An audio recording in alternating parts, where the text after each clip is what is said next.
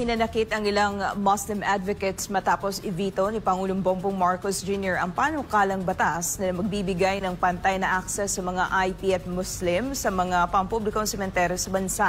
Si MJ Malihar sa report.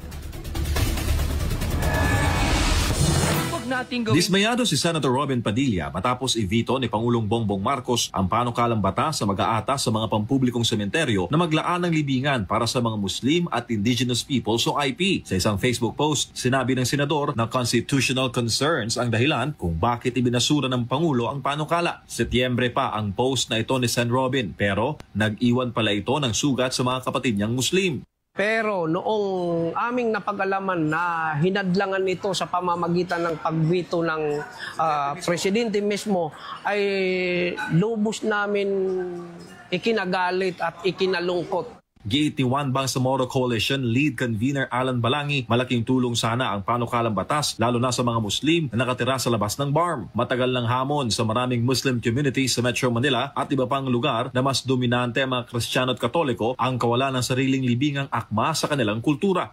Halos mapapasigaw kami sa galit dahil doon sa kanyang ginawa. Dahil naramdaman namin na walang puwang sa puso ng isang presidente ang mga Muslim. Ang sugat na iniwan ng pagveto ng panukala ay tagus rin maging sa mga Muslim sa ibang partido. Gaya na lamang ng Muslim advocate na si Samira Guto na tumakbo sa pagkasenador sa opposition slate na 8 diretsyo noong 2019. Kasama ngayon sa Senado ni Senator Padilla si Guto na tumulong sa paghahain ng nasabing panukala.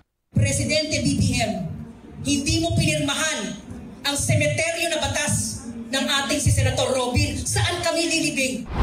Samantala, sa Sultan Kudarat, inatasan ni Governor Datu Pax Alimango Datu ang kanilang sangguniang panlalawigan na magpasa ng ordinansa para sa equal access sa public cemeteries ng Muslim at IPs. We want to prove that we in the province of Sultan Kudarat believe na walang violation yan. Kasi we're treating every Christian, every Muslim, every Lumat, every single Filipino with respect. So that's the proposed legislation. Ayon kay Governor Mangundo Datu, hindi humihingi ng espesyal na pagtrato ang Muslim community. We're not making ourselves distinguished, but iba talaga yung rights eh. Halimbawa na lang, yung sa kapatid nating public cemetery, may mga bahay-bahay, ganun. Sa mga Muslim, wala, lupa lang eh. So, entirely different way of how to do things. At saka, unlike sa others na pwede 1 week, 2 weeks bago ilibing, dito, on the day itself, ninilibing. So, different rights.